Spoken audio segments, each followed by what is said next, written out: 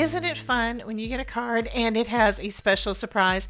This one is one of my favorite ways to do that. It is a candle light up card. Hi guys, I'm Debbie with Debbie J's Crafting Corner. So what we're going to be doing is we're going to use the candlelight from PearBlossom Press, and we're going to use this birthday stamp set from the Make It, brand new Make It collection from Ranger. I'll leave links to everything down below for you guys in case you're interested.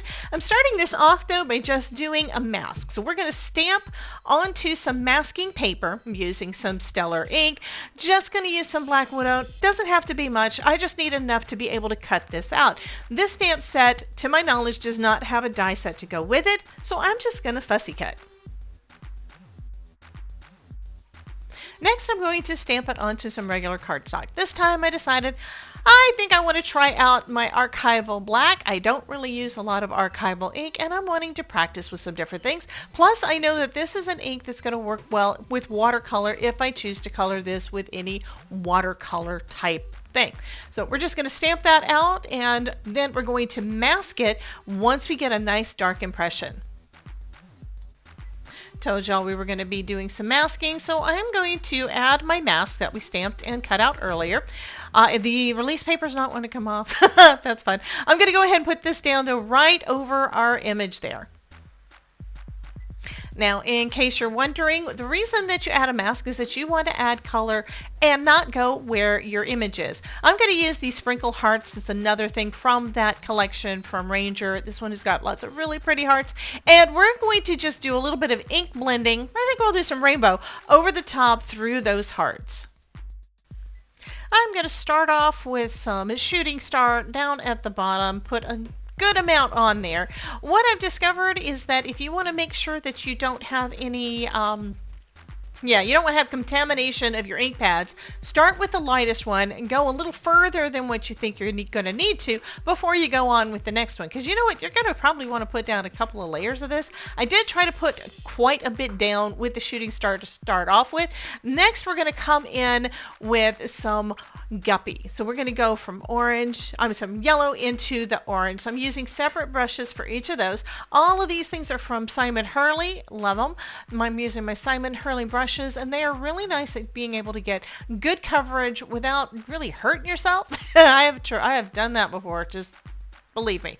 Anyway, we're going to be able to put plenty of ink down, and we're going to basically put a lot of the orange down, and then we're going to merge it into some of that yellow so that we're going to have a little bit of a different shade, and it's going to be a nice ombre between the two.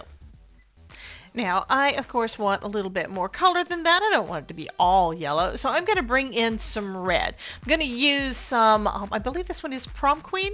Yeah, I've been using Prom Queen a lot lately, by the way. I love Bee Sting, but this has got a little bit of a pinkish purple tint to it, and I'm loving it. Anyway, I'm going to use some of that coming down from the top, and like I said, we're going to put a good coverage down. And I had intended to go reverse order, but you know what? I think I like the way that this looks. It's not too dark, it's kind of soft, and yeah, I think it's pretty. This next part is always super fun. It's the reveal. We're going to remove that mask and take a look. Isn't that fantastic? So we've got all of that color behind it, but their cake stays white. And I think I want to leave it that way. I kind of thought I wanted to color it in, but you know what? And I don't do a lot of them with the focal image being white like that, but you know what? I think I like that. I'm going to go ahead and add a candle though, because we do need to do that. And let's switch it up a little bit. I'm going to add my candle in purple. So I initially was going to use the single candle and decide, it's a bit too high for what I want. So instead, I'm going to use the other candles. There's 3 of them, but we're going to mask off 2 of them. So we're just going to leave the one in the center because that's the one that we're going to have light up. For the masking, I just used a couple tiny little Post-it notes to mask off those candles. Then I'm going to remove them, flip my platform over so then I can go ahead and stamp that down, and take a look at that. Yeah, it's a candle. It's 3 candles, but I only stamp in 1. Isn't that fun? Anyway, that's what we've got there. Next, we're going to start adding our actual light to all of this. That's what you came here for.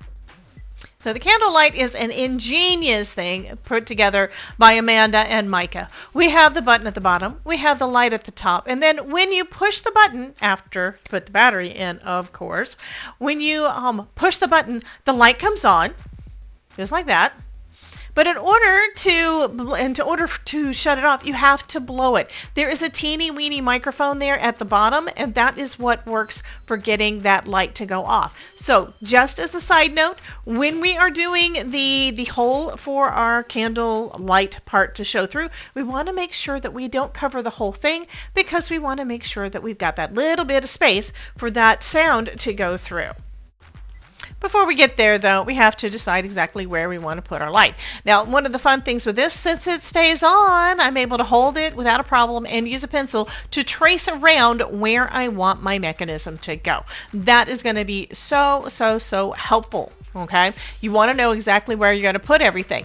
Now I'm going to go ahead and poke a hole right at the base of that candle. I do decide to go ahead and cut a teardrop shape or candle flame shape using one of the PearBlossom press dies in order to get that a little bit larger. So that's going to be perfect. Before that, though, what I decided to do is I'm using my T-square here. This is the A7 T-square. It has a jig that allows you to do 1/8 of an inch. Nice matting layer all the way around your card. Now, I'm doing that now so that I can determine where on the back, where on my card base do I want this to go. So I'm drawing a little dot right through the hole after lining everything up the way I'm going to put it down at the end. I like that 1/8 of an inch all the way around. That's just my thing. So I put that little dot there. So now I know exactly where I want the candle flame to go. Okay? Now I can line everything up again, and I can trace around again so I know exactly where it's all going to go. What I decided on this card to do is I'm going to make a door, and I'm going to do everything, all of our foam and all of that is going to actually be done on the card base itself to make it a little easier to open and shut that door. To create our door, we're going to use the die from the PearBlossom Press stamp and die set. There is one that creates a door. It has a blade on 3 sides and has an embossed line on the other. So first I'm going to go ahead and line that up on my card panel so I can leave the space open for us to be able to access that battery. I'm also using my best ever craft tape from Spellbinders to hold it all in place because I do not want it to move. Now this is on the card base. This is going to leave a doorway in the card base so that when you open it, you'll be able to replace the battery. Now one thing you may notice is that it is our mechanism is so big that little door is actually not quite big enough. So I decided I'm going to just extend it. I'm just going to use a pencil to draw it out and my craft knife to cut those lines a little bit longer. Now that we have the doorway done, we can go ahead and start building the box, which is what I'm going to call it. It may not be proper words, but anyway. We're going to use our foam tape. This is some double thick foam. We're going to cover pretty much the entire back except for that door. We do not want to do any foam over the door. It would, number one, cause it not to be able to be open and shut, and it would get in the way of our mechanism. Our mechanism is actually going to be mounted onto the door. So I do want to use enough foam tape that it's going to basically support all of this and be the right thickness. This foam tape is the thickness of our little light here. You have to make sure it's that thick. You do need double thick. So that's going to be perfect. I'm also going to put a little strip down at the bottom because you don't want to have saggy middles, but I also want to make sure that it isn't closer. I don't want it too close to the edge. I need to have that 1/8 of an inch. So I'm going to just use my scissors to trim this down a bit, and it's going to be perfect.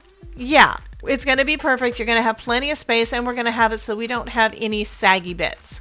I do love to test everything though, so I did bring my panel over to make sure that we did have that 1/8 of an inch around it before doing the final bit, which is going to be adhering our light down. We're going to use some double stick tape for this, just some strong double stick. You can use score tape, you can use Altenew, you could use whichever double stick tape you want to. This is going to basically just adhere the plastic backing or metal backing of your mechanism, because plastic and metal, they don't really like glue. You're going to want to use a double stick tape for that to hold everything down. And so I'm just going to burnish that down, put that in place, and then our mechanism is going to be pretty much good to go. This is also another good time to test because why? We need to know where to put our press here button. So I put the light in place, I put the panel over the top, I've turned it on, and now I'm just marking with a pencil right where that button needs to go because we have a little bit of stamping to do. I also decided to die cut the flame out. Now I probably should have used a smaller of the flames. I didn't realize it until after the fact because I'm also going to put a gem over the top that's going to make, it's going to brighten, it's going to diffuse, it's going to be pretty. But I'm also going to use one of the high supply lights, one of the high supply gems. These are yellow teardrops that are perfect for candle flames. Actually, it's where Amanda asked them specifically for yellow ones, just for us. Just saying. Anyway, we're going to glue this down right over the top of our candle flame, which it looks like the die that I used was a little bit too big. I'm having to put a little bit of paper behind it to hold my little gem in place. Now that that candle flame is there, I'm going to go ahead and stamp a couple of things. We're going to do the press here, and then we need to also do a little stamp that says blow that is also in that PearBlossom press set. That's because we want them to press. And then we want them to know what to do when the light doesn't go out.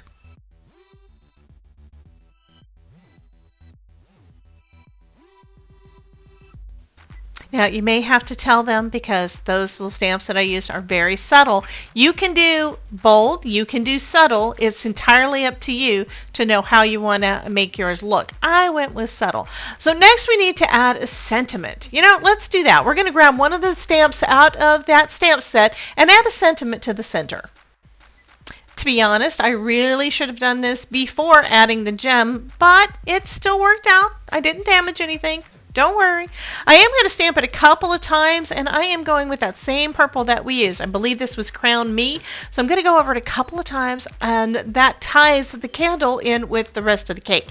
It does look a little bit busy, but you know what? I think this turned out absolutely gorgeous in the end, and doing a couple of layers of that ink for the sentiment really helps to make it pop and stand out. Before we go too much further, I do want to remind you to be sure to like and subscribe and share the video out if you're enjoying yourself here. I hope I'm entertaining and a little inspirational. Anyhow, I'm removing all of the release paper so we can put that panel down. One thing I did not mention, whenever you're using any of the PearBlossom press lights, make sure that the flat side, the plus, is going to be facing up away from the rest of the mechanism so you can see the plus side of it. You can also look at the mechanism itself and it'll have a plus on the side that needs to have that plus part of the battery. Okay, I'm going to line this up with my PearBlossom press T-square, getting that 1/8 of an inch and making sure everything lines up perfect. And then let's go ahead and give this guy a test. Perfect! Yay! And now I can just blow that out. And yeah, I love this card. I think it turned out super, super fun. And yeah, you can make this guy too, by the way, because if I can make it, you can too. And I can't wait to see what you guys create. If you make anything like this, if this is inspirational to you, be sure to tag me at Debbie J's Crafting Corner and tag PearBlossom Press. We would love to see what you create, guys. Y'all have a wonderful day, and I'll catch you in the next video. Bye, guys.